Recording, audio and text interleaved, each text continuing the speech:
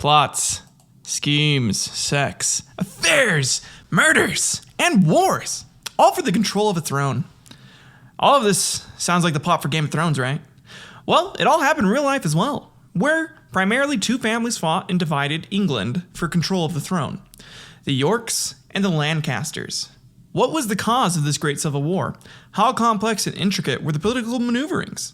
Did Henry VI actually cut off a dick and eat it during one of the battles? I'm going to answer all of those questions and more on today's Historical Quarrel.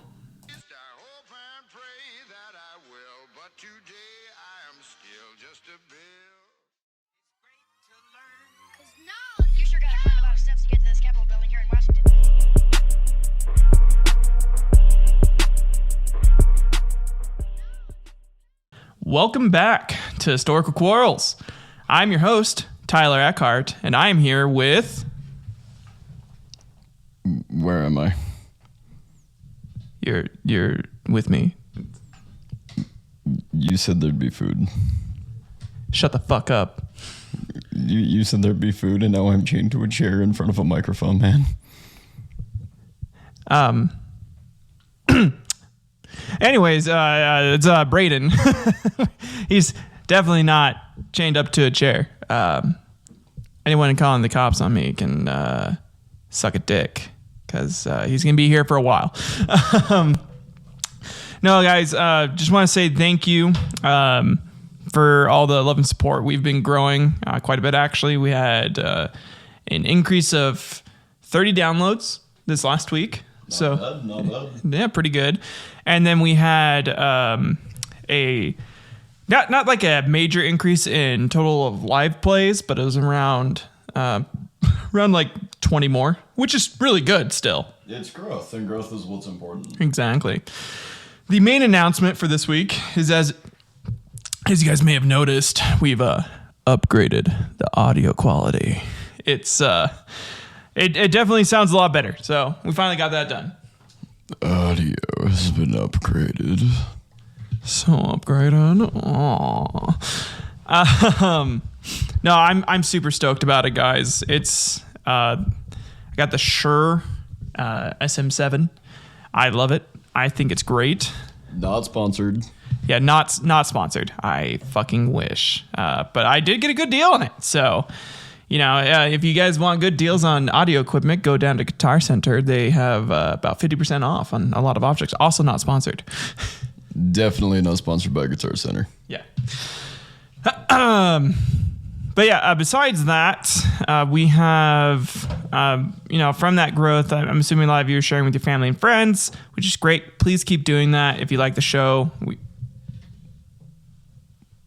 Parental advisory warning. Yeah, share specifically with anyone under the age of 12. No, please don't. That's bad. I mean, if they listen to it and you're okay with that, sure. I don't give a fuck. But if you don't want your 12-year-olds to listen to this, then, don't let them listen to it. That was not a call to action. Yeah, definitely not a call to action there. A little bit different today for our historical quarrel, as we're going to be focusing on the families Lancaster and York. We're also going to be going a little more in depth into the people, primarily Henry VI, Richard of York, Queen Margaret of Anjou, aka Cersei Lannister. She was who George R. R. Martin based Cersei Lannister off of. So, did she also never forget to repay her debts? Oh no, actually no, she 100% pays her debts. Holy fuck, dude. She gets hers. But yeah, they and we're gonna go over their kids as well, and then who ends up taking over for the quarrel. Before that, though, we are going to go into a background of the house that they both branches cadet from, and why Richard of York and Henry both had semi-equal claim to the throne. So, do you have any socials you want to announce, Bray, for people to follow?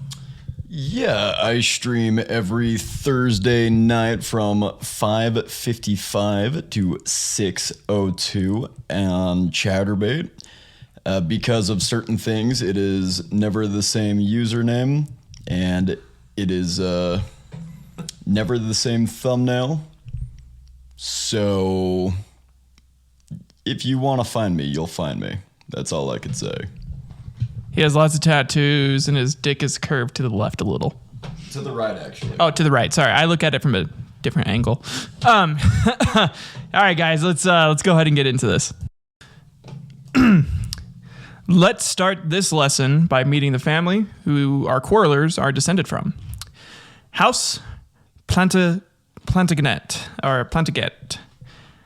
was a royal house that originated from the lands of Anjou in France. The family held the English throne from 1154 with the ascension of Henry II at the end of the anarchy to 1485 when Richard III died in battle. Under the Plantagenets, England was transformed. The Plantagenets kings were often forced to negotiate compromises such as the Magna Carta. Which one? The first one, and I think the second one, which had served to constrain the royal power in return for financial and military support. The king was no longer considered an absolute monarch in the nation, holding the prerogatives of judgment, feudal tribute, and warfare, but now also had defined duties to the kingdom, underpinned by a sophisticated justice system. A distinct national identity was shaped by their conflict with the French, Scots, Welsh, and Irish, as well as by the establishment of the English language as the primary language. So it sounds like at this current time, there's just a lot of reform. A lot of reform during the reign of the Plantagenets.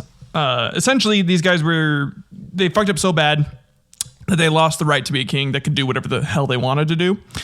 To be fair, the Magna Carta didn't really prevent them from doing whatever they wanted, as they could just really still do it. They just had to take extra steps to do it. So it made them go through a legal system to do whatever the fuck they wanted still.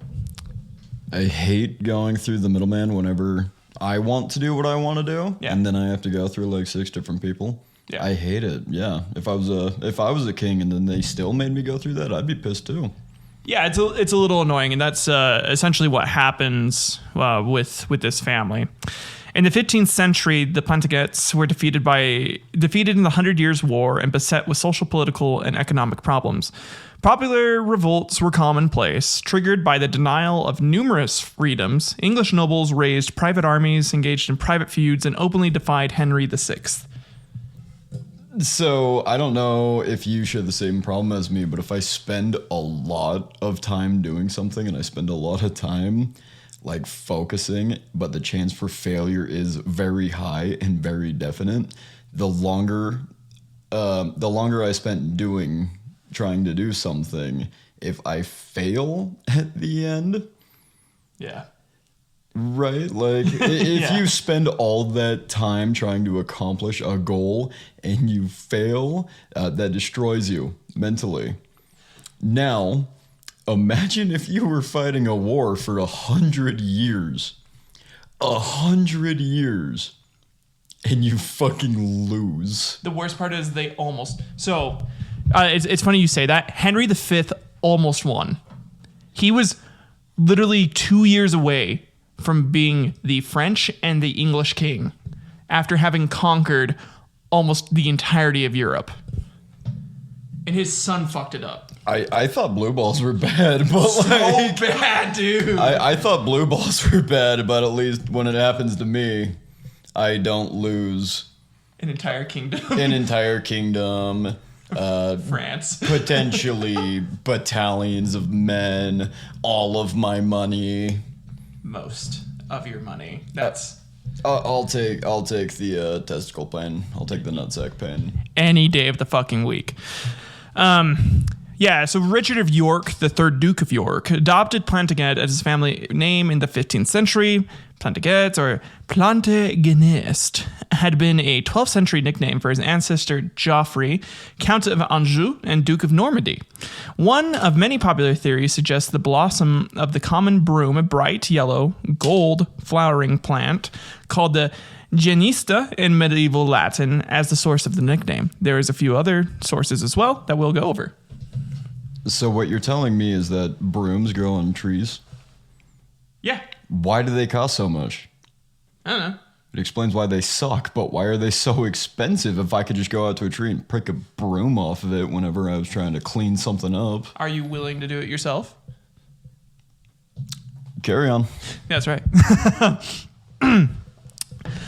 But yeah, it's pretty uncertain why Richard chose the specific name, although during the Wars of the Roses, 1455 to 1487, which we're going over today, emphasized Richard's status as Joffrey's patrilineal descendant.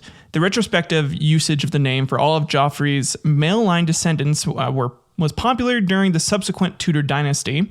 Perhaps encouraged by further legitimacy it gave to Richard's great-grandson, Henry VIII, it was only in the late 17th century that it passed into common usage among historians. There are some other theories that Richard chose this nickname that say it was because he loved to insert rose stems inside of his urethra and would yell out to God whilst doing it to cleanse himself of impure thoughts, and eventually stopped the practice as it would end up having the opposite effect on himself. Wednesdays, am I right? Are you saying that you shove rose stems up your urethra on Wednesdays? I'm not saying that I don't. Oh god. Okay. Anyways, I was fucking with people. So that's yeah, no, he definitely didn't do. Well, I guess we don't know that he didn't do it. So and for sure we know that I absolutely don't do that. No, I was fucking with them too. Come on, guys. But here's where we get into the I like to imagine that you just, on Wednesday nights, you're just screaming and your roommate's just like, what the fuck is happening in the bathroom? My roommate would not question it. You got a point there. He really would. So we have the Angevins. The Angevins. Angevins is a French form from Anjou. The three Angevin kings were the 12th century Joffrey of Anjou's son, Henry II, and grandsons Richard I and John, the king that toilets were named after because of how much shit he spewed. He's a big shit spewer. That's why it's called a porta-john. Yeah. Angevin can also refer to the period of history in which they reigned. Many historians identify the Angevins as a distinct English royal house. Angevin is also used in reference to any sovereign or government derived from Anjou.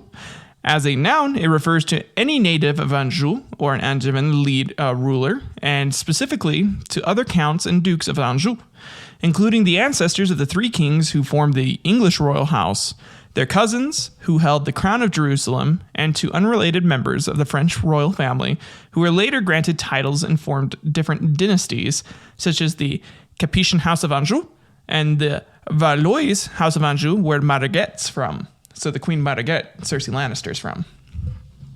Consequently, there is a disagreement between those who consider John's son, Henry III, to be the first Plantagenet monarch, and those who do not distinguish between the Angevins and the Plantagenets, and therefore consider the first Plantagenet to be Henry II. Remember, they want to keep the Angevins and the Plantagenets separate.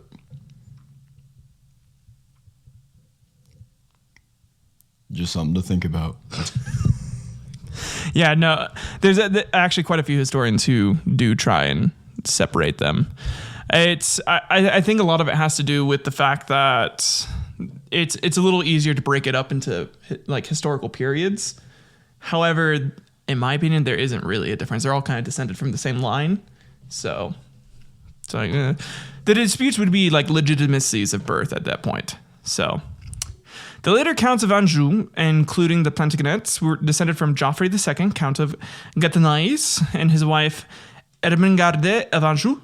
In 1060, the couple inherited the title via cognatic kinship from an Angevin family that was descended from a noble named Ingleger, whose recorded history dates from 870. Pretty long ass time ago. So, during the 10th and 11th centuries, power struggles occurred between rulers in northern and western France, including those of Anjou, Normandy, Brittany, Poitou, Blois, and Maine, and the kings of France. In early 12th century, Geoffrey of Anjou married Empress Mathilde, King Henry I's only surviving legitimate child and heir to the English throne. As a result of this marriage, Geoffrey's son Henry II inherited the English throne, as well as Norman and Angevin titles, thus making the beginning of the Angevin and Plantagenet dynasties. I'm going to be honest with you. I'm trying to think of something to say to kind of further the conversation with that paragraph. But the only thought that's in my mind right now is that blois is spelled like blois. and so now I'm... You want somebody to blow us? No, I was thinking of like a weird French Family Guy skit. Oh. where Lois, it's just like... like French Lois. Like, blois. Blois.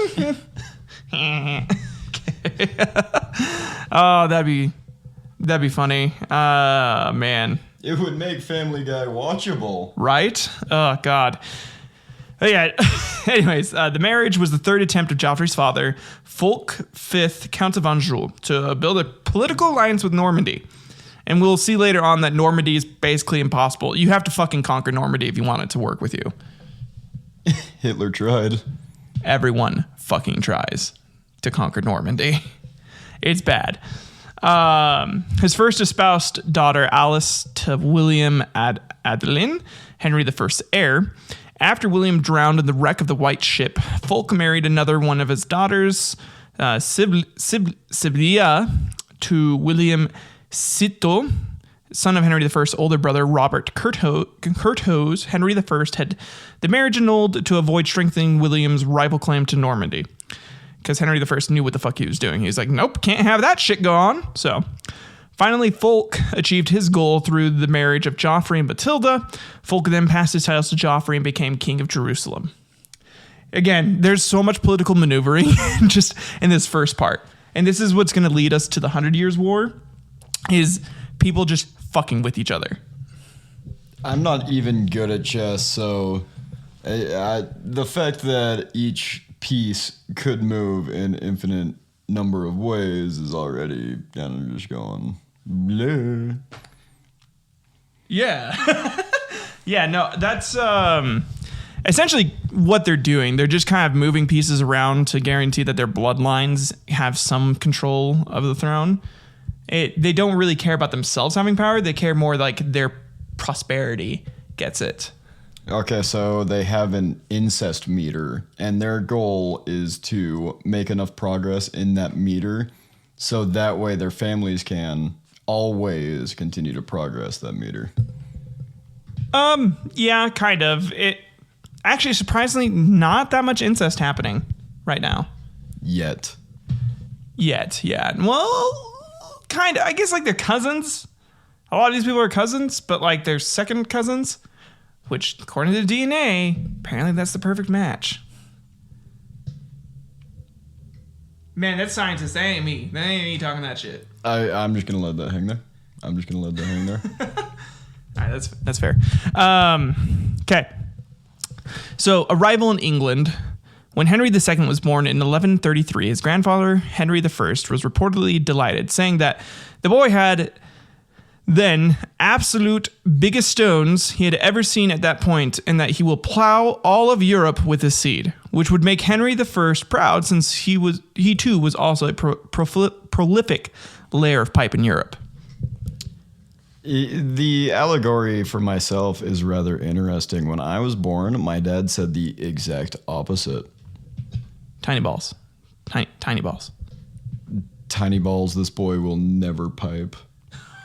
How is he supposed to sow his seed? Hey, you proved him wrong. If he has a single seed.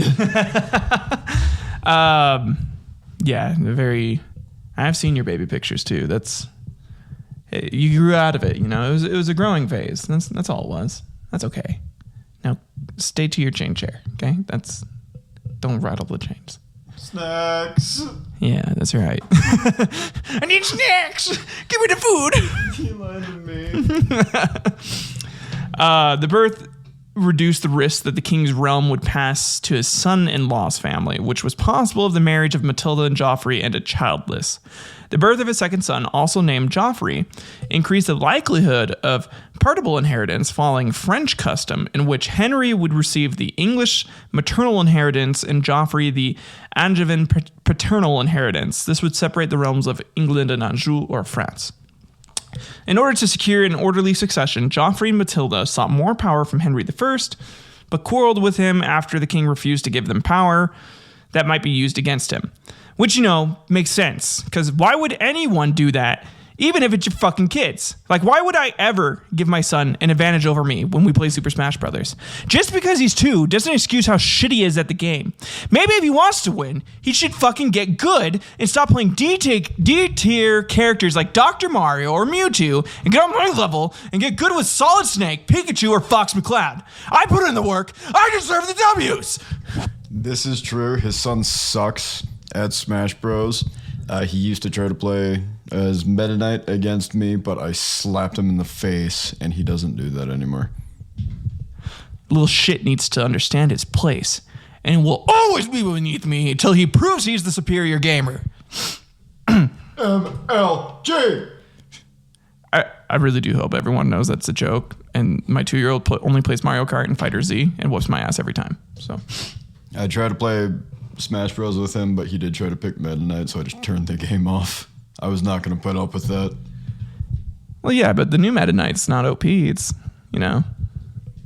It doesn't matter. He was trying to win through psychological warfare by picking Meta Knight and giving me Vietnam War flashbacks about Brawl. He knew what he was doing. Yeah, 2-year-old. Actually, I am surprised by how good Everest is able to pick up on some of those fighting games. It was quick. Maybe it's because I play games so much. That's why. But it's crazy. You heard it here, folks. Tyler, too busy playing video games to care for his son. Hey, he plays it with me, so that's. Yeah, you're right. I need to do better. When Henry I died in December 1135, the couple were in Anjou, allowing Matilda's cousin Stephen to seize the crown of England.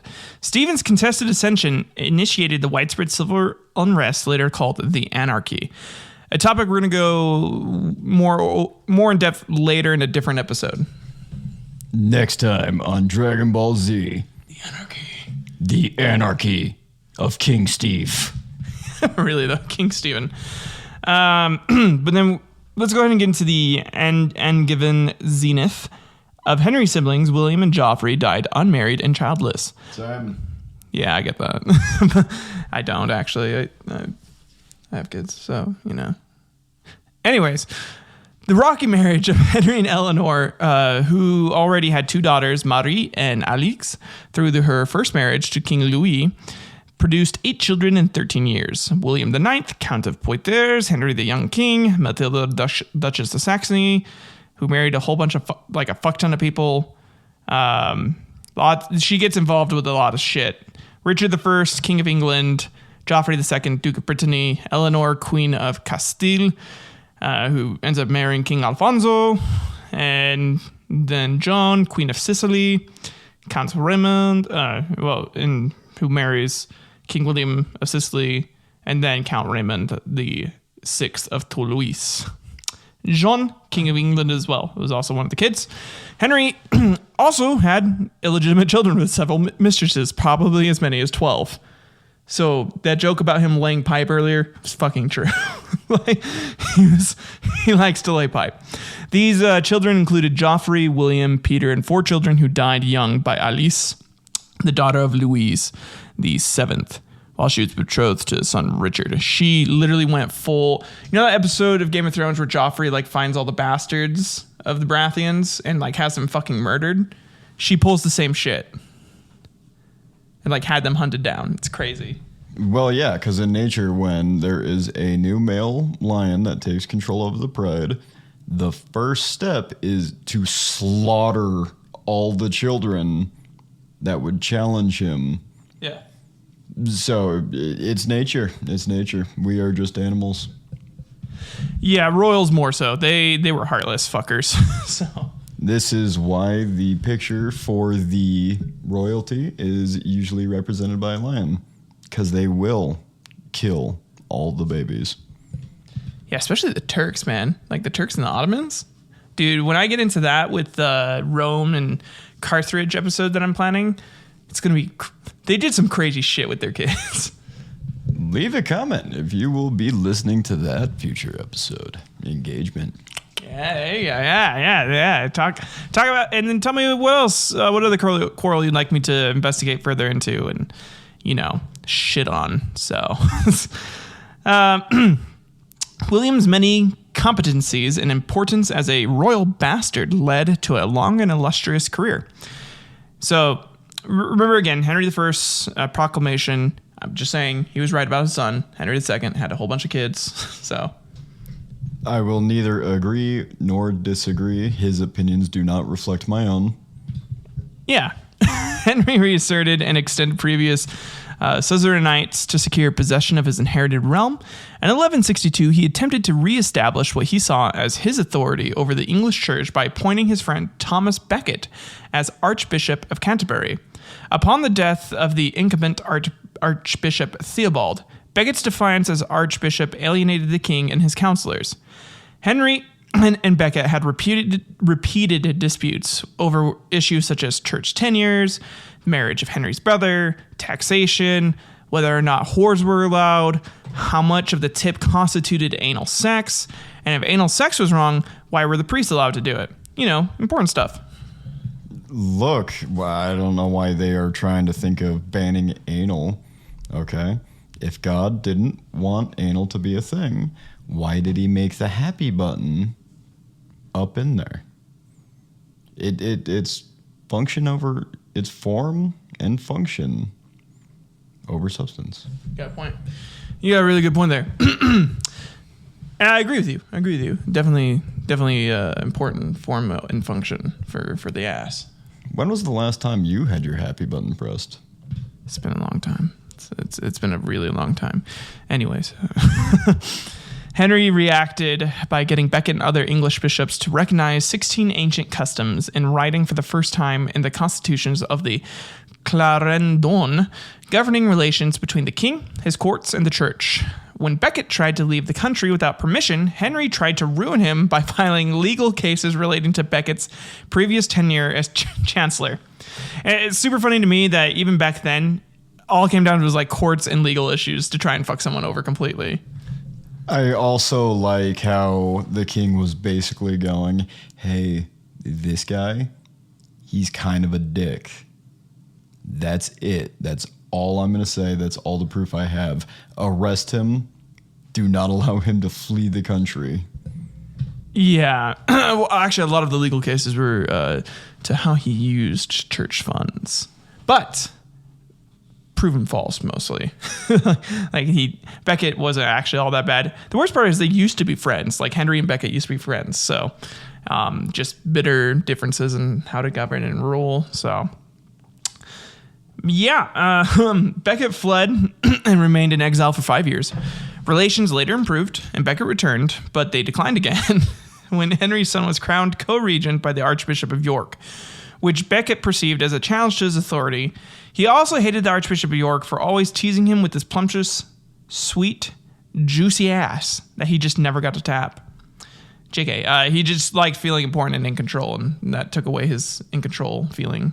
So, yeah, but also you could see, hey, I want to tap that ass, and then he just never gets to.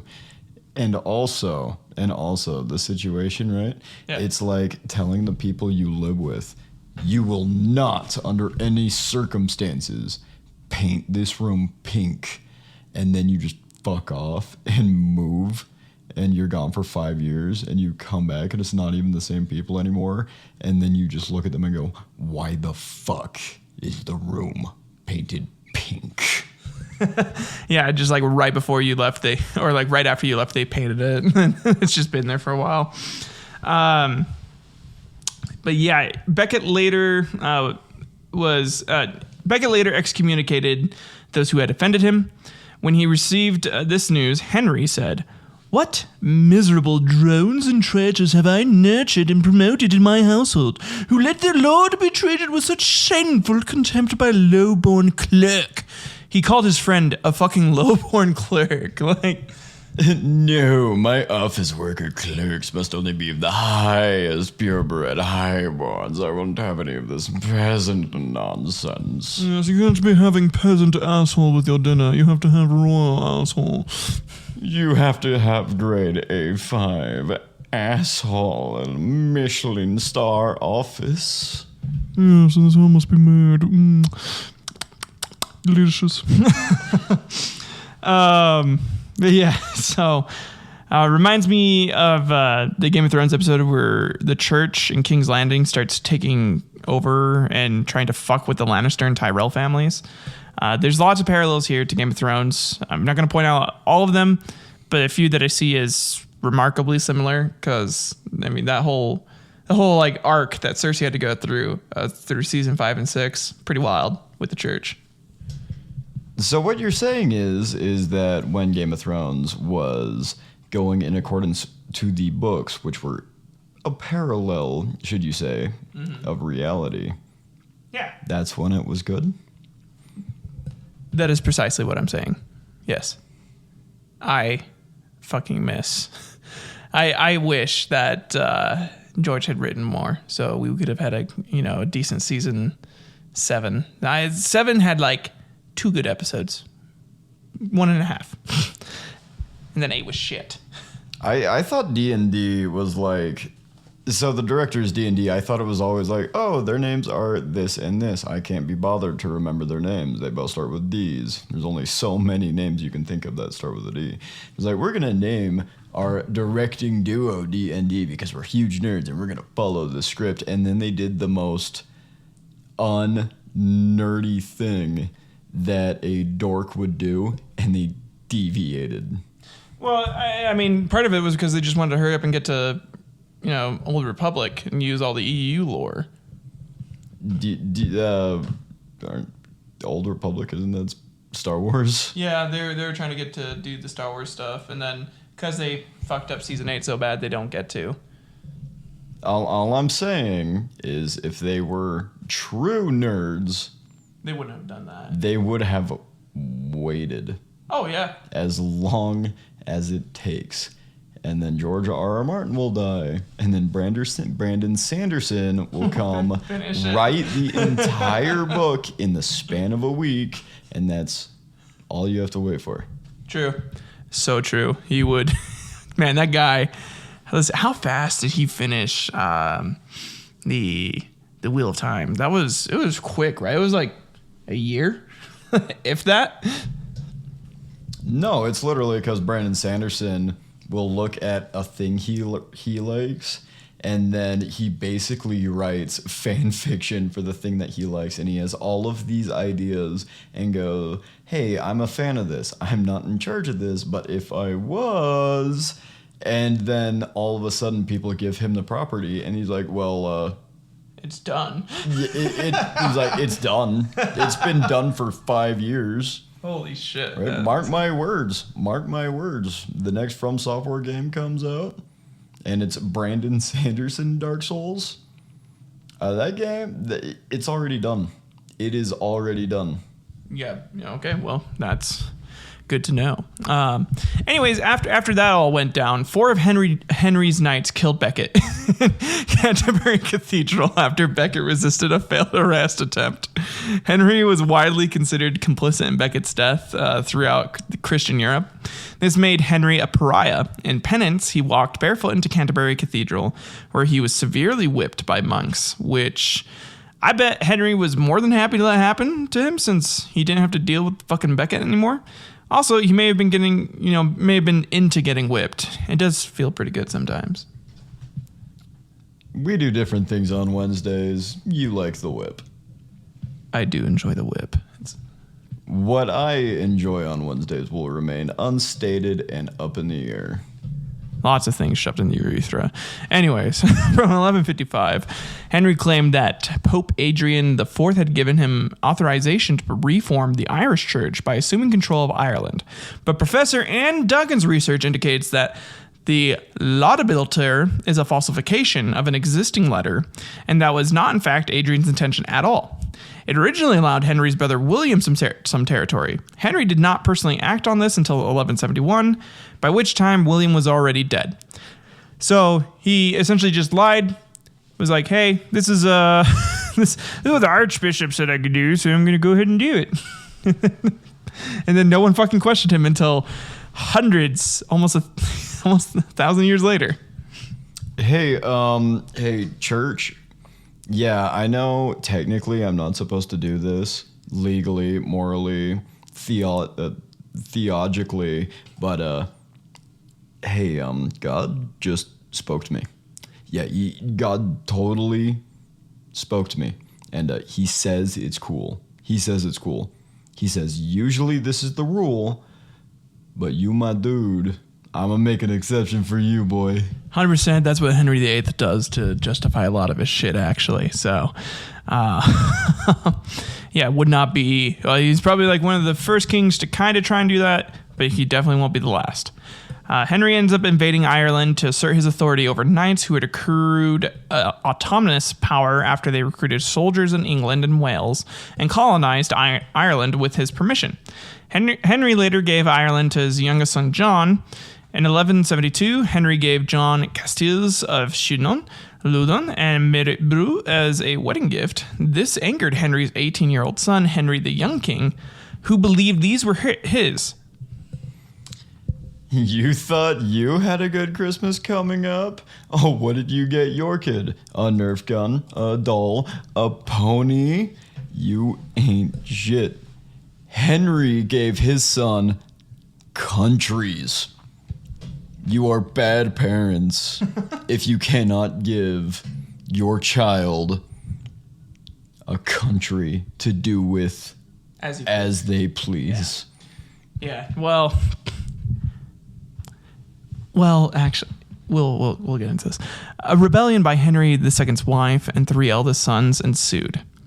Louis VII of France supported the rebellion. William the Lion, King of Scots, and others joined the revolt. After 18 months, Henry subdued the rebels. Again, this is Henry asserting his fucking dominance over his children. Henry fucking gets it. In order to cull the weak of your bloodline, you fuck them over and provoke them to war with you. So when you are done, the last of the kids remaining are the strongest and the most war-minded. He 100% learned that from his dad. Henry definitely plays Warhammer 40K, and he absolutely plays his Empire. Or Crusader Kings. Where you have to like keep killing your kids and like siring new kids to make sure you get the best one. We need to make more monarchs. My current monarchs aren't the good monarchs. I need to min-max my fucking kids.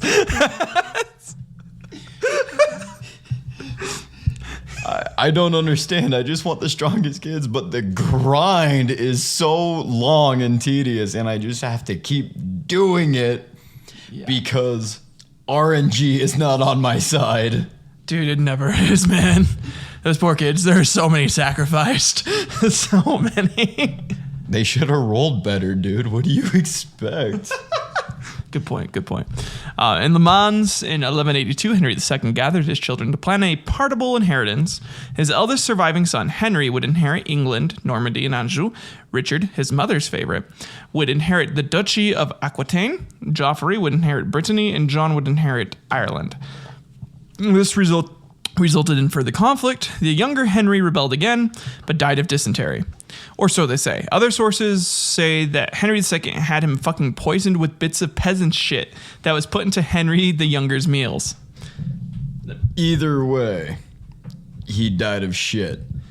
Yeah, this was a test to see if he had the stomach to rule a kingdom, which he obviously didn't, since he died like a little bitch boy who couldn't eat shit. This would also eventually lead to the phrase, eat shit and die. Interesting. Yeah. Geoffrey died in 1186 after an accident in a tournament where he was fucking trampled to death. Poor bastard. In 1189, Richard and Philip II of France reasserted their various claims exploiting the aging Henry's failing health. Henry was forced to accept humiliating peace terms, including naming Richard his sole heir. The old king died 2 days later, defeated and miserable. Which, so fucking sad. He kicked ass, and then right at the end, he gets fucked over by his kids. I relate. The king's death is how I begin my morning. God damn. It's too real, man. French and English contemporary moralists viewed this fate as retribution for the murder of Becket. Even his favorite legitimate son, John, had rebelled. Although the constantly loyal illegitimate son, Joffrey, remained with Henry until the end, which is just so sad. Joffrey fucking loved him and stayed with him till the end. And every one of his kids besides him tried to betray him, and Joffrey just gets shit on at the end because he's a bastard. Are you telling me the bastard does his best and it's never enough and he will never get the love that the legitimate kids will receive? Yeah. I relate. God damn. I'm so sorry. Following Richard's coronation, he quickly put the kingdom's affairs in order and departed on a crusade for the Middle East. Opinion of Richard has fluctuated. He was respected for his military leadership and courtly manners. He rejected and humiliated the sister of the King of France. He deposed the King of Cyprus and later sold the fucking island. He's such a bastard. Richard the First kind of fucking sucks. Not gonna lie.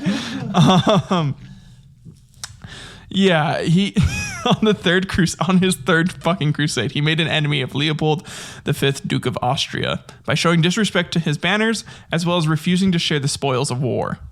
No, Richard. You have to finish your second crusade before you can have your thirds.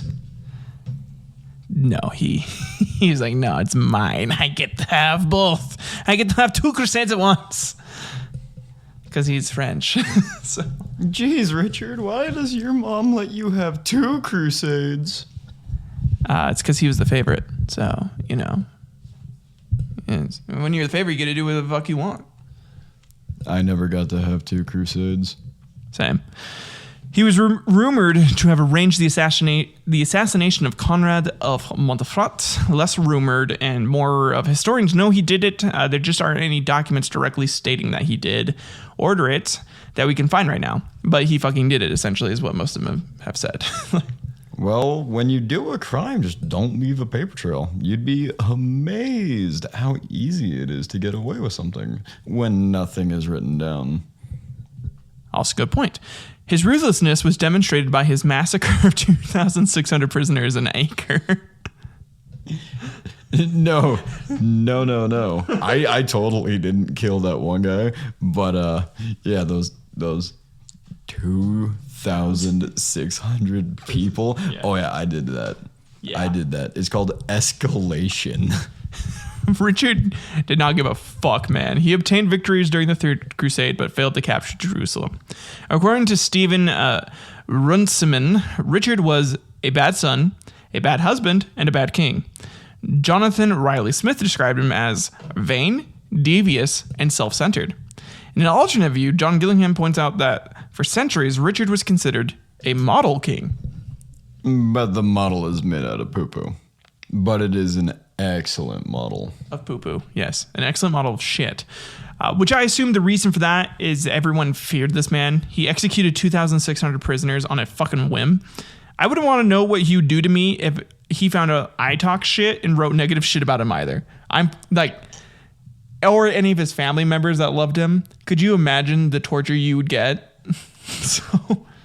Well, we're all going to hell anyway, so maybe you'll get a chance to tell him that to his face. Got a point there. Returning from the crusade with a small band of followers, Richard was captured by Leopold and was passed to Emperor Henry VI, a different Henry than the Henry VI we're going to be talking about, obviously. That our Henry VI isn't going to be there till 300 years later, so... Our Henry VI is better than their Henry VI. Actually, Emperor Henry VI was pretty good. Richard fucking sucked. This is an emperor, though. So Henry held Richard captive for 18 months, 1192 to 1194, while his mother raised the ransom valued at 100,000 marks. In Richard's absence, Philip II overran large portions of Normandy, and John acquired control of Richard's English lands. After returning to England, Richard forgave John and reestablished his authority in England. So essentially, John seizes control, and then Richard comes back, and John's like too afraid to try and face his brother because I'm pretty sure Richard would have fucking tortured him. I was about to say, like, we talk shit about the guy, and then he just forgives and forgets. It's a lesson of morality. That guy did it. Why can't you? Actually, yeah, if Richard can forgive his brother for stealing, maybe we should all look at our brothers that we have issues with and, try and forgive. I mean, I don't have any, so do I need to forgive? Okay, well, that's fine. I'm your brother-in-law.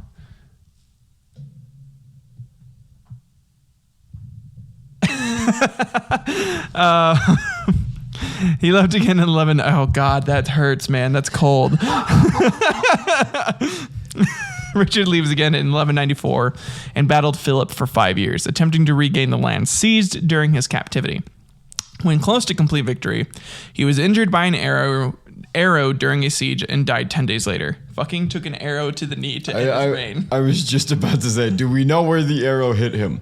Do we know where the arrow hit him? I think the joke is possibly from King Richard, so it may have been in the knee and it got infected or something and killed him.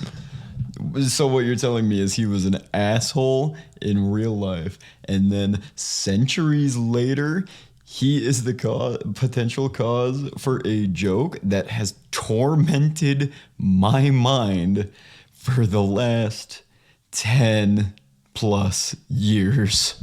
Correct. Decline and the loss of Anjou. Richard's failure to provide an heir caused a succession crisis and conflict between supporters of the claim of his nephew Arthur and John. So again, lots of civil war over these two fucking houses.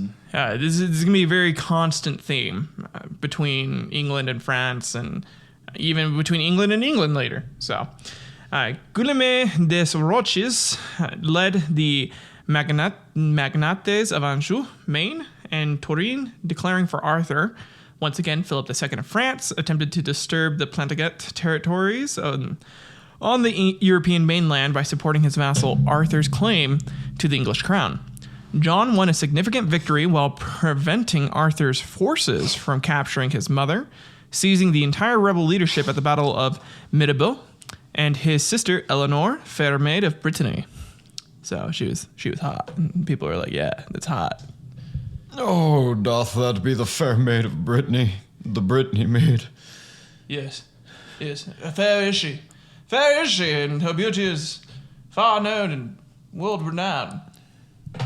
It doth be Brittany. It doth be Brittany. Bitch. Brittany, bitch. John disregarded his allies' opinions on the fate of the prisoners. Many of them their neighbors and kinsmen. Instead, he kept his prisoners so vilely and in such evil distress that it seemed shameful and ugly to all those who were with him who saw this cruelty. According to the Histoire Guillaume de Marquel, as a result of John's behavior, the powerful Thors, Lusignan, and Des Roches families rebelled, and John lost control of Anjou, Maine, Touraine, and northern Poitou. Just a side note, I'm looking at your notes right now. Yeah. If I didn't know French was just like that, I would think you have the worst spelling on this planet. Yeah, no, French is weird. It's so weird. His son, King Henry III, maintained claim to the Angevin territories until December 1259, when he formally surrendered them, and a return was granted Gascony as Duke of Aquitaine and a vassal of the King of France. So, essentially, John was a dick, and he kind of, was almost like another Richard, and very torturous and cruel and vile, but this time John gets called out for his shit and Richard doesn't. So, You can't hide under daddy's protection and privilege forever, kids. 100% no. John's reputation was further damaged by the rumor described in Margam Annals that while drunk, he himself had murdered Arthur. And if not true, it is almost certain John ordered the killing. He killed his brother, while drunk, and just fucking... I mean, who does that? Got a point there. Yeah. Why do you think I don't have a brother? Yeah. Allegedly. There are two contrasting schools of thought explaining the sudden collapse of John's position. Sir James Holt suggests that this was an inevitable result of superior French resources, which I doubt, because at the time the French were losing a lot of their territories. John Gillingham identifies diplomatic and military mismanagement and points out that Richard managed to hold the Angevin territory with comparable finances. See France during World War II compared to France during World War I. Good point. Nick Harat has calculated the Angevin resources available for use in the war were 22% less than those of Philip, putting the Angevins at a disadvantage. By 1214, John had re-established his authority in England and planned what Gillingham has called a grand strategy to recapture Normandy and Anjou. The plan was that John would draw the French from Paris, while another army under his nephew Otto IV, the Holy Roman Emperor, and his half-brother William attacked from the north. He also brought his niece Eleanor of Brittany, aiming to establish her as Duchess of Brittany. The plan failed when John's allies were defeated at the Battle of Bouvines. Otto retreated and was soon overthrown. William was captured by the French, and John agreed to a 5-year truce. So they just fucking sucked. I don't think the French just had superior resources. They just fucking sucked. Yeah, it sounds about right. And also, I feel like there's a lesson to be learned here. When planning fun things that you could do with your niece, like let's say if you're babysitting or something like that, maybe consider the zoo instead of a battlefield. Just a thought. I'm no expert. I agree. That would be probably a lot better. But yeah, from then on, John also gave up the claim to Brittany of Eleanor and had her confined for life.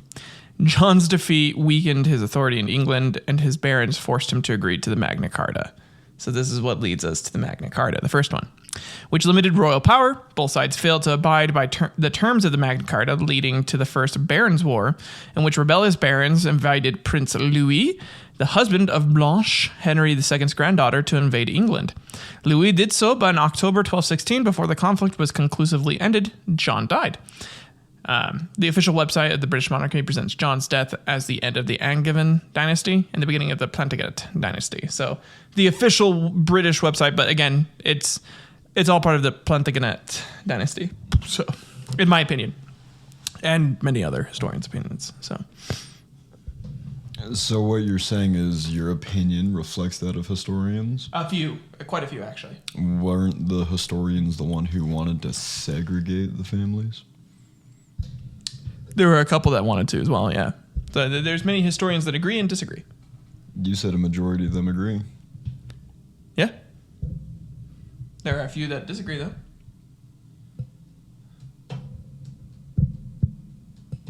He wants his families to be segregated as God intended. Yeah, between the French and the English, yeah. Yeah, let's keep the most annoying countries in the world segregated. I'm actually okay with that. Yeah, exactly. So the main line, so the baronial conflict and the establishment of Parliament, all subsequent English monarchs were descendants of the Angevin line via John, who had 5 legitimate children with Isabella, Henry III, Richard, King of the Romans in the Holy Roman Empire, Joan, Queen Consort of Alexander II of Scotland, Isabella, wife of the Holy Roman Emperor Frederick II, Eleanor, wife of William Marshall's son, also named William, and later the English rebel Simon de Montfort. John also had illegitimate children with several mistresses. Again, this family line, lots of fucking. They just love sex. There are lots of weeds in the family tree. So many extra branches that, weren't intended. These children probably included 9 sons called Richard, Oliver, Henry, Osbert, Gifford, Geoffrey, John Fitzjohn, or Kersey, Otto or Judith Fitzroy, Ivo, Henry, Richard, the constable of Wallingford Castle, and 3 daughters called Joan. Matilda, the abbess of Barking, and Isabella La Blanche. Joan was best known of these since she married Prince Lewin the Great of Wales. Yeah, so she was just cooler than all the other daughters, and married some other cool dude. That's all why she's the best known. Cool mom plus cool dad Equals cool history. William Marshall, 1st Earl of Pembroke, was appointed regent for the 9-year-old King Henry on King John's death. Thereafter, support for Louis declined, and he renounced his claims in the Treaty of Lambeth after Marshall's victories at the Battle of Lincoln and Sandwich in 1217. The Marshall regime issued an amended Magna Carta as a basis for future government. So this is the amendment now. Part 2 of 4. Yeah. Essentially. Honestly, it's like part 2 out of like 16. So The Magna Carta is like a cockroach. No matter what you do, there will always be more. yeah, Always. always. No matter how hard you try to stamp them out. It's bad.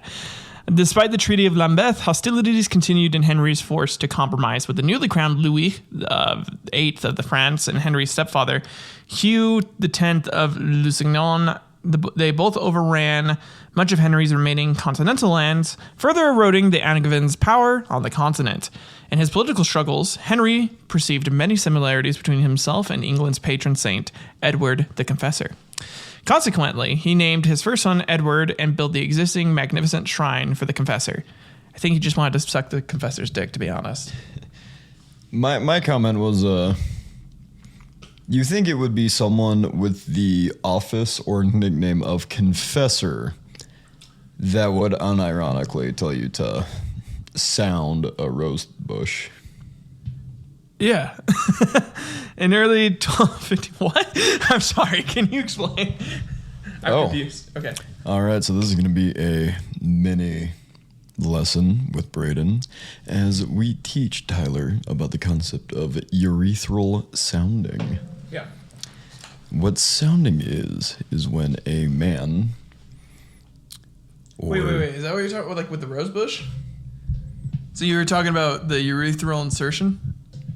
Yeah. Okay, go ahead. Yeah.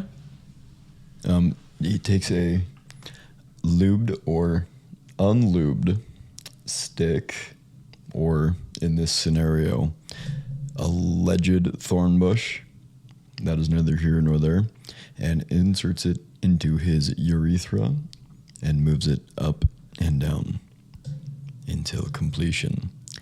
That has been a mini fetish lesson with Braden.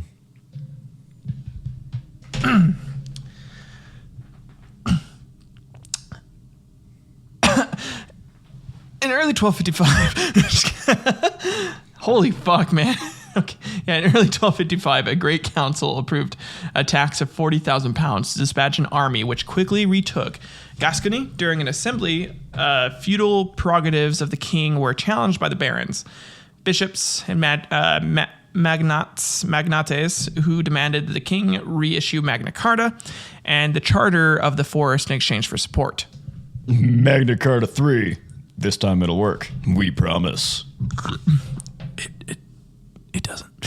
Henry declared the charters were issued of his own spontaneous and free will and confirmed them with the royal seal, giving the new charter and the Charter of the Forest of 1225 much more authority than any previous versions.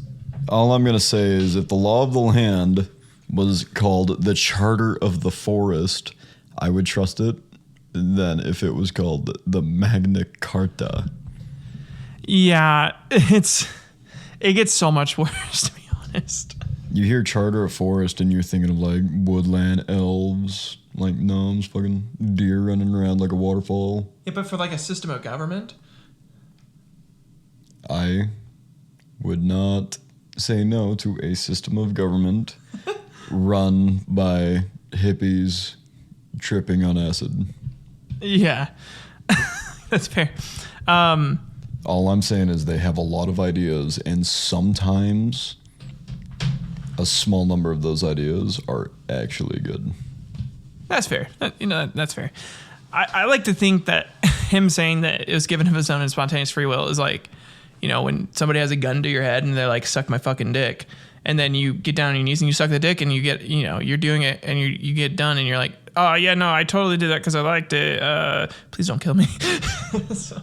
Or, for a current example, to date the year of this podcast, the CEO and owner of Hobby Lobby giving his entire business away because he said God told him to.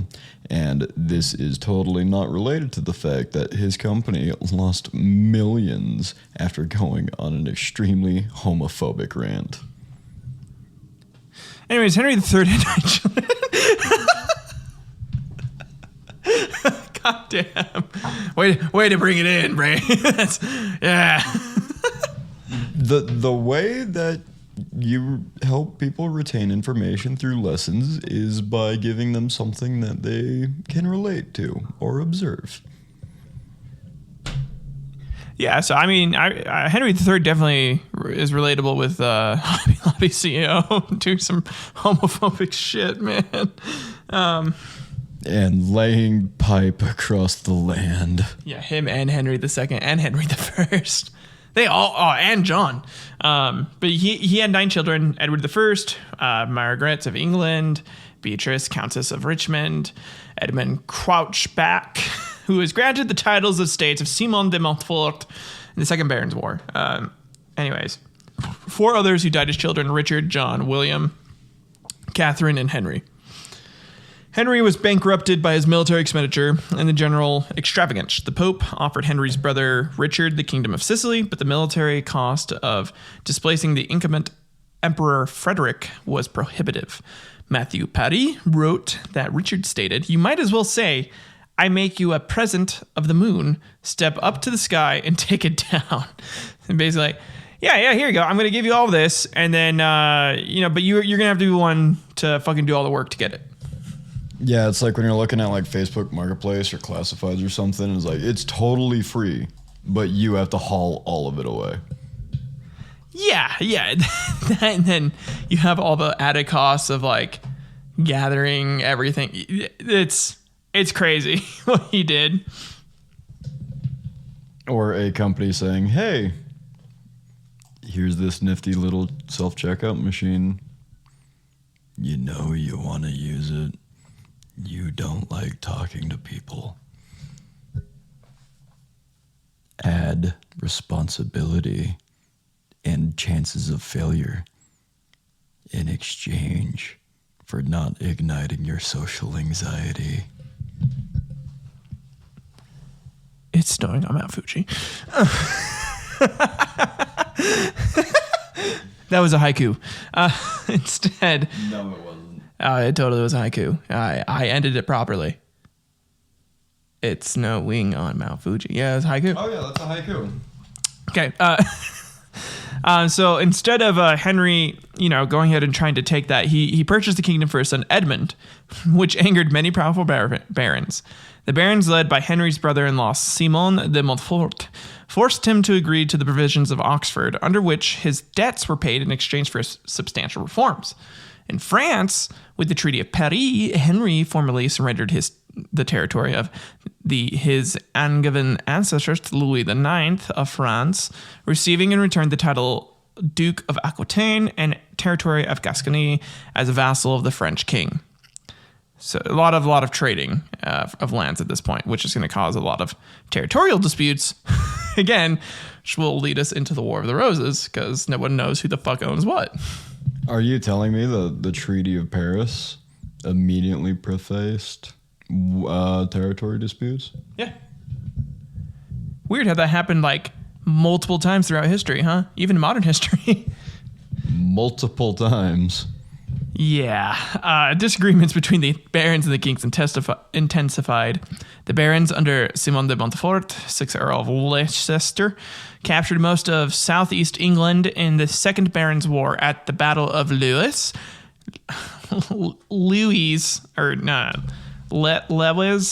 I can't pronounce it. Lewes, for everyone that wants to know what that is, in 1264. Hey, France, this is what happens when you make a language out of an alphabet of 14 letters. People who were not born with the language will continually piss you off trying to pronounce it. Yeah, but to be fair, English is kind of stupid too. So I never said that it wasn't. that's fair. I prefer Spanish, to be honest. Spanish makes fucking sense. Like it just makes more sense than like most other languages, in my opinion. My favorite language is caveman language. If you cannot confer your point with grunts, screams, and growls, maybe you don't have a point. Maybe you don't have a point. Yeah. Yeah.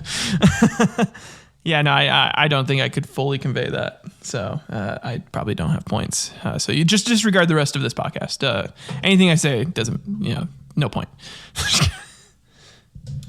I will be taking over the podcast.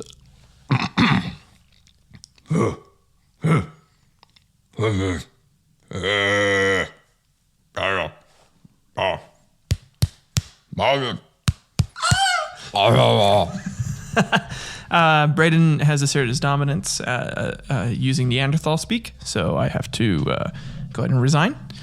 This is the last episode. I'll be the host. Anyways, Henry and Prince Edward were defeated and taken prisoner. De Montfort assembled the Great Parliament, recognized as the first parliament because it was the first time the cities and boroughs had sent representatives. Edward escaped, raised an army, defeated and killed Montfort at the Battle of Evesham in 1265. So, Edward gets the job done finally. Savage retribution was inflicted upon the rebels, and authority restored to Henry. With the realm now peaceful, Edward left England to join Louis IX and on the Ninth Crusade. The fucking ninth. There were so many crusades. He was one of the last crusaders. Louis died before Edward's arrival, but Edward decided to continue. The result was disappointing. Edward's small force only enabled him to capture Acre and launch a handful of raids. After surviving an assassination attempt, Edward left for Sicily later in the year, never to participate in a crusade again. When Henry III died, Edward ascended to the throne. The barons swore allegiance to him, even though he did not return for 2 years. So everyone kind of respected Edward for fucking up Simon de Montfort, and they're like, yeah, no, we're not going to try and start shit because he will finish it. It's like Florida. If you just create chaos in the most impressive way, people aren't going to try to stop you because it's impressive and terrifying. Honestly, though, and this is where we get to the constitutional change and reform of feudalism. So we're going from feudalism and reforming it, making it more Magna Carta-y. more power to the parliament and to the rich people. So it's more of an oligarchy than feudal. So Edward I married Eleanor of Castile, daughter of King Ferdinand of Castile, a great-grandson of Henry II, through his second daughter, Eleanor, in 1254. Edward and Eleanor had 16 children. 5 daughters survived to adulthood, but only 1 son survived, Edward. And that son was named Edmund. Eleanor, Countess of Bar, 3 daughters, Joan, Alice, Juliana, Catherine, and 2 sons, John and Henry. Joan, Countess of Gloucester, Alfonso, Earl of Chester, Margaret, Duchess of Brabant, Mary of Woodstock, who became a nun, which is so funny to me. Woodstock, man. She becomes a nun. Isabella, and then Elizabeth, firstly Countess of Holland, and on widowhood, secondly Countess of Hereford. Among her 11 children were Hereford, Essex, Northampton, Ormond, and Devon, Edward II. 2 other daughters, Beatrice and Blanche, who died as children. That is what historians believe that they are named, but in reality, their children's names were Ed, Eddie, Edmund, Edward II, and Elizabeth. Elizabeth. Will, if you ever listen to this, love you. We love you, man. Following Eleanor's death in 1290, Edward married Margaret of France, daughter of Philip III of France in 1299. Edward and Margaret had 2 sons who both lived to adulthood and a daughter who died as a child. So, Lucky. Goddamn, yeah, I know, right? Nothing to deal with our shit. Thomas, whose daughter Margaret inherited his estates. Edmund, Earl of Kent, the Black Prince, so Edmund, loyalty to his half-brother Edward II resulted in his execution by the order of the rebel Mortimer and his lover. Edward's queen, Isabella, his daughter Joan, inherited his estates and married her own cousin, Edward, the Black Prince. Together they had, Yeah. Richard, who later became the English king, and then they had Eleanor, who lived from 1306 to 1311. Evidence for Edward's involvement in legal reform is hard to find, but his reign saw a major program of legal change. Much of the drive and determination is likely to have come from the king and his experience of the baronial reform movement in the late 1250s and the early 1260s. With the statutes of Mortmain, Edward imposed his authority over the church. He was like, hey, church, suck my dick. And the church was like, oh, no, we don't want to suck your dick. But then Edward's like, no, you're going to fucking suck it. And then Edward was like, hey, there's this thing. It's called tithing. I give you money. You suck my pee-pee. And church is like, yeah, it's pee-pee. Yeah, essentially, I give you money and you ignore everything I fucking do. You don't talk to me. So... Just like police. Yep. Oh, God. The statutes prohibited land donation to the church, asserted the rights of the crown at the expense of traditional feudal privileges, promoted the uniform administration of justice, raised income, and codified the legal system. His military campaigns left him in heavy debt, and when Philip IV of France confiscated the Duchy of Gascony in 1294, Edward needed funds to wage war in France. More war in France. Always war in France. When Edward summoned a precedent-setting assembly in order to raise more taxes for military finance, he included lesser landowners and merchants. The resulting parliament included barons, clergy, knights, and burgesses for the first time. So those were, they actually started getting more involved. Yes, but also remember this entire time that it's going on and they're talking about raising income, that's not for the peasants. There is an entire underclass of peasants who just kind of do what they do and work themselves to death. Yeah, they're not even really human. They're not even really treated as human. And they weren't, and that's why they're not included in this tale. Yes, and this is where we start expanding in Britain with the Plantagenets. On his ascension, Edward I sought to organize his realm, enforcing his claims to primacy in the British Isles. Lewin ap Gufford claimed to rule North Wales, entirely separate from England, but Edward viewed him to be a rebel and disturber of peace. He was a rebel and disturber of peace, and he, just bothered everyone, caused me problems, and I fucking hated him, and I just couldn't deal with him. And note this to my will. On my headstone, I want it to say rebel and disturber of the peace. Obviously, my body is not going to be buried there, but I would still like a headstone that says a rebel and disturber of the peace. If there are any lawyers that could add that to my will, that'd be cool. I wrote my will 4 years ago on a piece of a spiral-lined notebook paper with a crayon, so I'm sure it won't be that hard to find. Really wouldn't. Edward's determination, military experience, and skillful naval maneuvers ended what was to him rebellion. The invasion was executed by one of the largest armies ever assembled by an English king, comprising Anglo-Norman cavalry and Welsh archers and laying the foundation for future victories in France. Leyland was driven into the mountains and later dying in battle. So they fucking got him. He did the fucking job. The statue of Rhuddlan established England's authority over Wales. The statue of Rodan is completely different, and that one is cooler because it has 2 swords and a tiny horse. A tiny horse that he liked taking care of. I love that game. He learned magic so that way he could stay with his horse. So adorable. Like, seriously, that was like the sweetest thing they've ever written in a Dark Souls type game. Like, And you still murder him. well, I mean, it's like a mercy killing, you know, because he's gone fucking insane. Would you want to live like that? The lawyer who's adding the graveyard thing to my will, if I ever obtain one of these mental debilitating diseases that are frequent among old age, of which there are many, just take me out. Just take me out. Do it. Okay. So, yeah, that's, wow. Okay. Anyways, Edward's son was proclaimed. That was a call to action. All right. Edward's son was proclaimed the first English Prince of Wales upon his birth. Edward spent vast sums on his 2 Welsh campaigns, with a large portion of it spent on a network of castles.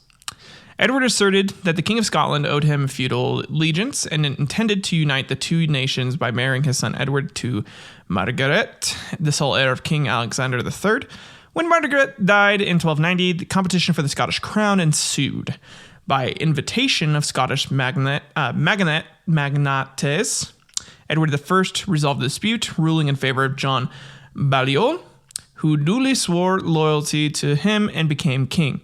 Edward insisted that he was Scotland's sovereign and possessed the right to hear appeals against Balliol's judgments, undermining Balliol's authority. Balliol allied with France in 1295. Edward invaded Scotland the following year, deposing and exiling Balliol. Edward was less successful in Gascony, which was overrun by the French. With his resources depleting, Edward was forced to reconfirm the charters, including Magna Carta. Again, so many times.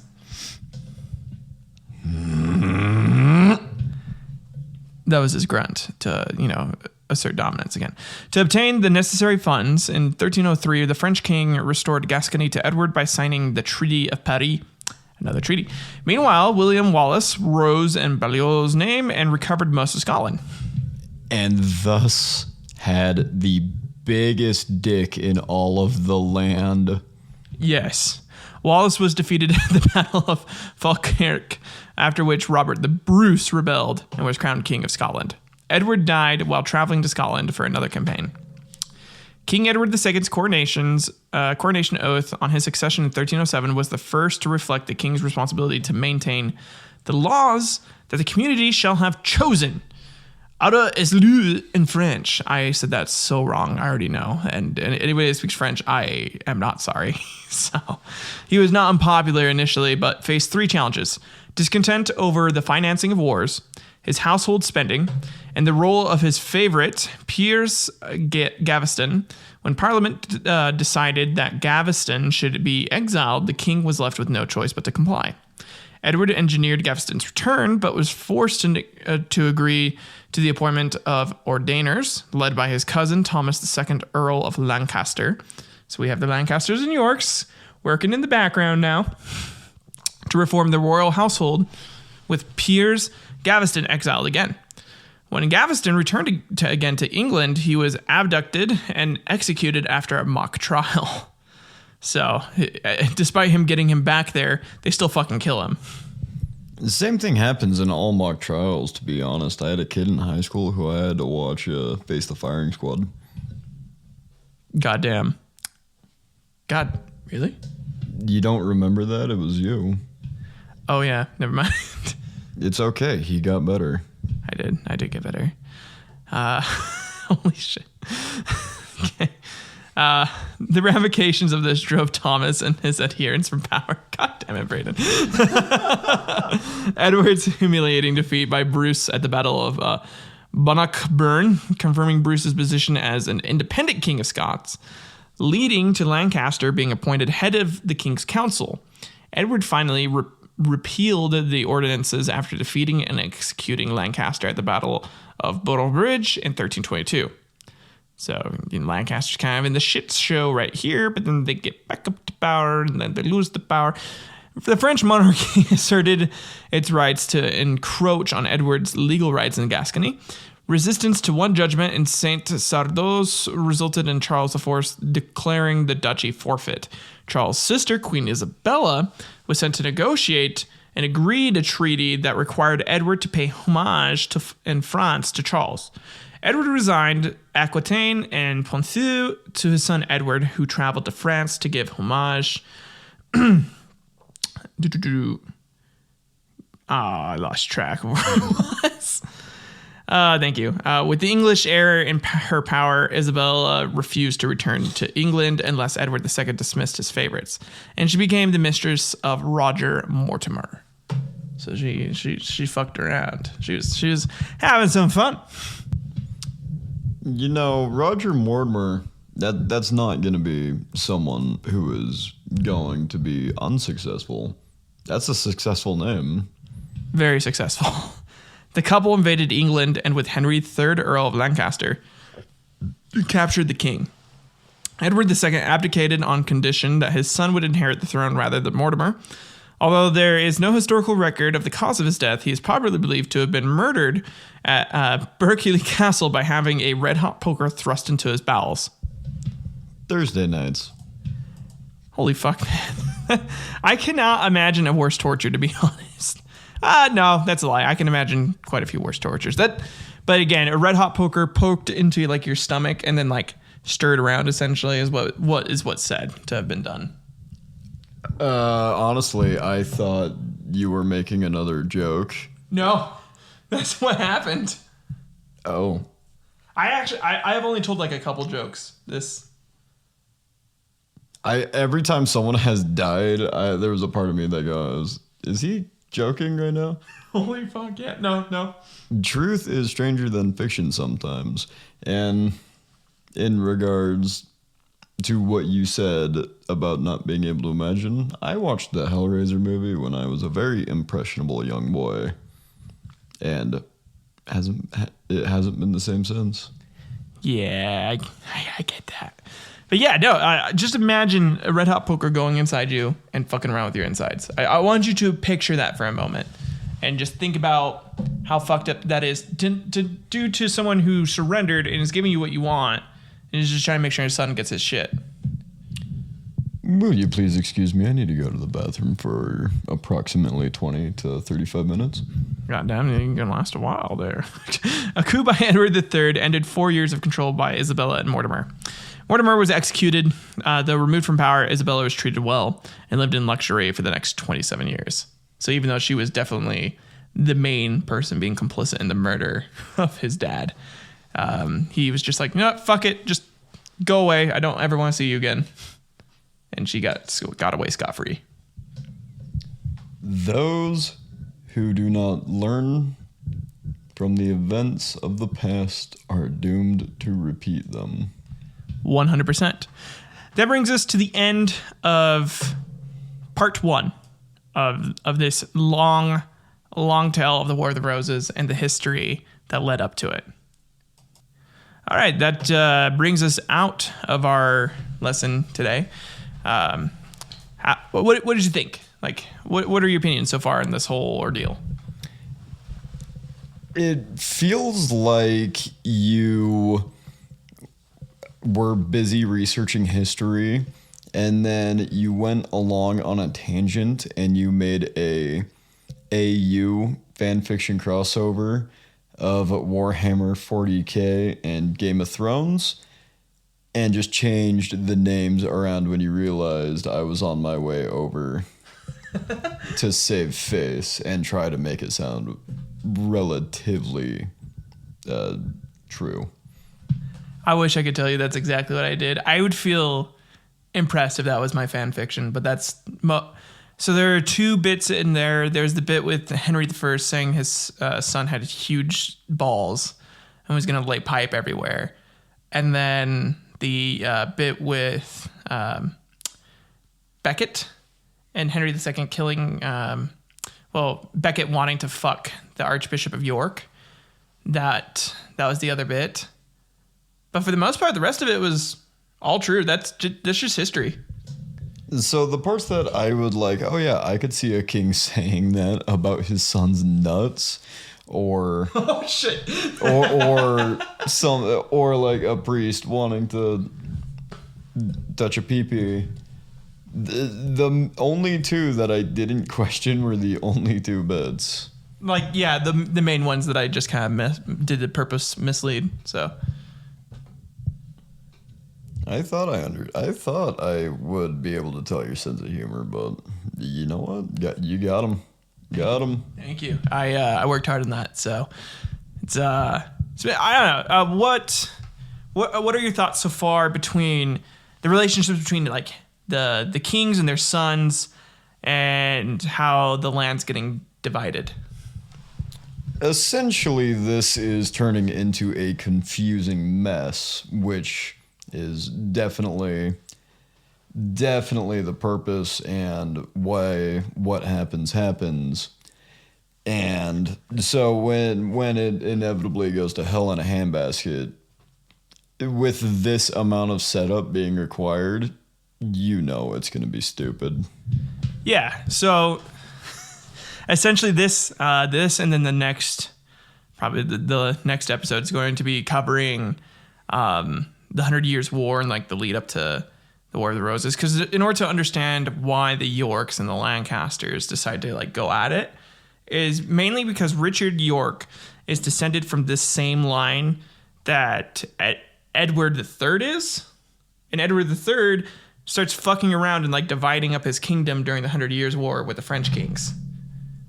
So basically, if you give infinite amount of money to multiple people with generational trauma, yeah. it ends exactly how you'd think. Yeah. So, yeah, next week we're going to go, because we're at the end of Edward II's reign, we're going to get into Edward III, and Edward III is kind of like the main guy that people, that the House of the Lancaster and York branch off of. So. Does that mean we're finishing up? No. The conflict, there are 16 battles for the War of the Roses. I'm not going to go over all the battles for the 100 Years' War. If we ever do like a full episode on the 100 Years' War, then I will. But there are 16 battles, and the shit that gets said between the kings and like Richard during it is so funny. God damn it, I just wanted my snacks. Can you loosen up the chains at least? No! Stop asking. He's not joking. Anyone here who was listening. That's enough out of you. You're never going to escape. You're going to be here forever. Are you ready for part 2? Anyways, guys, please like and share this with people. Let me know what I can do better. Let me know how we can improve the show. I really hope the audio quality is helping you guys listen to it a little easier. I know when I was just kind of listening to it earlier for some editing purposes for the opening part, it definitely it helped me. I liked it more. So thanks again, Braden, for coming out this week. So again, if you want to shout out your real socials, follow him, because he's going to start doing stuff on Twitch, and he's going to start his own show. Yeah, so I have managed to almost 100% avoid having any type of social media presence. So all socials will be given at a later date. Okay. Because these chains are tight and there is no escape. This is my hellish punishment. But I had a really good time, and thank you for having me on, and I'm looking forward to next week. Awesome. All right, guys. I'll see you in the next one. Bye-bye.